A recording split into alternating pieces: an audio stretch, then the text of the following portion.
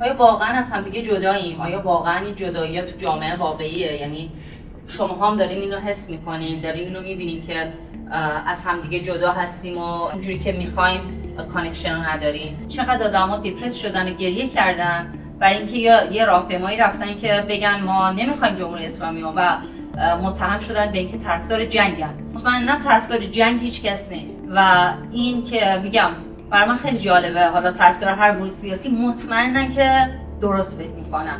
این درسته، این راه حل ما فهمیدیم. این فروتنی نیست. فروتنی اینه که وایستیم پاس کنیم بگیم شاید اشتباه باشه، شاید این درست میگه، مثلا این که الان داره اینو میگه شاید یه چیزی بیشتر از من میدونه، من نمیدونم، بذار ازش یاد بگیرم. من فکر میکنم برای حل هر مشکلی باید سیستم رو شناخت و سیستم یه چیز کاملا خارج از ذهن ماست، یک چیز واقعی وجود داره، چه بخوایم چه نخوایم هست. هر چی ما بشناسیمش بهش نزدیک‌تریم، هر چی بخوایم همش مشکل تصور کنیم، اسیوم کنیم، فاصلمون با اون واقعیت، با اون انتیتی، با اون فنومنا، با هر چی بگیم بیشتر میشه. بنابراین چند قطبی فقط لزوما یک بحث سیاسی نیست که مثلا فکر کنیم که چون معمولا ما کلا ایرانی‌ها به خصوص نسل منی که نسل انقلابم شدیداً سیاسی فکر می‌کنیم در مورد همه چی. یعنی چه بخوایم چه نخوایم، شعر می‌خونیم، تئاتر می‌ریم، سینما می‌ریم، چه می‌دونم هر کاری می‌کنیم باید یه رنگ سیاسی داشته باشه و اینم به خاطر همون قضیه پرسپشن منیجمنتی که در نسل ما ایجاد شد و ما گفتم باید اینجوری فکر کنیم. تمام اوتلت میدیاها خبرهای بد رو بیشتر گنده می‌کنن چون می‌دونن آمیگدالا به این جواب میده و اینا بیننده زیاد می‌گیرن.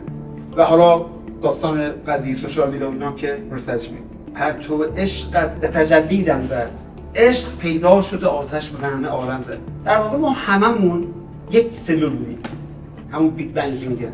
ما فاصله ما به ما انسان و یک کرم شبتا 98% ما ژنمون کامل.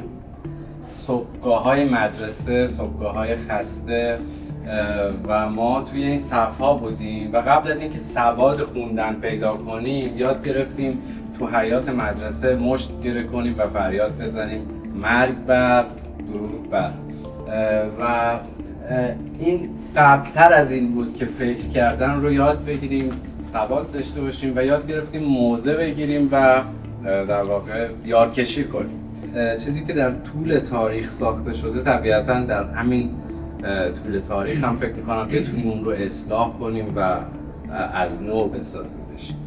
وقتی میگم دفاع از رنگ خاکستری به هیچ وجه منظورم این نیست که در مقابل ظلم، بی‌عدالتی، بی‌طرف باشیم. خیلی ما میتونیم و باید به نظرم با صدای بلند تاریکی و ظلم رو نام ببریم، جلوش بایستیم، ولی لزومی نداره هر منتقدی که با ما اختلاف نظر رو داره رو مزدور خطاب کنیم. میشه ظلم رو دید اما میشه پیچیدگی ها رو هم درک کرد. عشقی که ما رو به هم دیگه نزدیک می‌کنه، عشق یه نیرویی که تو وجود همه ما تقسیم شده. در نهایت ما هممون به یه سورسی تعلق داریم و در نتیجه به نظرم میاد که اگر بتونیم دوباره درک کنیم این قضیه، بدونیم که هنوز میتونیم آدما رو دوست داشته باشیم با وجودی که باشون اختلاف عقیده داریم. به نظر من میتونیم یاد بگیریم.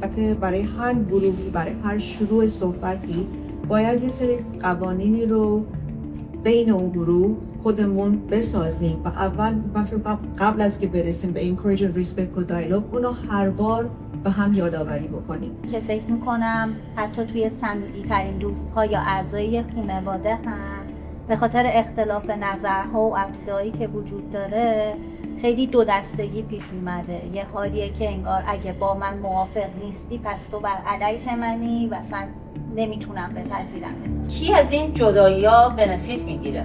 یعنی آیا کسایی هستن که از جدا بودن‌های ما منفعت ببرن